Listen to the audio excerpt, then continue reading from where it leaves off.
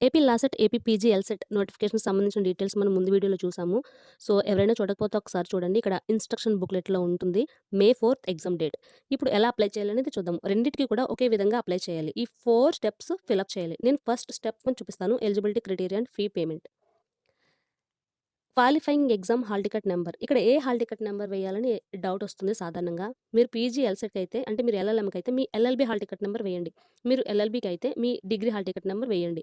ఈ మిగతా డీటెయిల్స్ మీకు తెలుస్తాయి. ఫిలప్ చేయండి. ఇక్కడ స్ట్రీమ్ లాసెట్ 3 ఇయర్సా, లాసెట్ 5 ఇయర్సా, పీజీ, ఎల్సెట్ అనేది ఇక్కడ మెన్షన్ చేయండి. మీ క్యాస్ట్ ఇచ్చి, మీ పేమెంట్ మోడ్ ఇచ్చి, ఇక్కడ చెక్ బాక్స్ క్లిక్ చేసి ప్రొసీడ్ టు పే చేయండి. Next know your payment status second step. అదే హాల్ టికెట్ నంబర్ ఇచ్చి, మొబైల్ నంబర్ ఇచ్చి చెక్ పేమెంట్ స్టేటస్ చూడండి.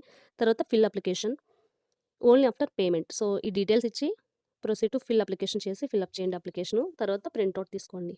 Thank you.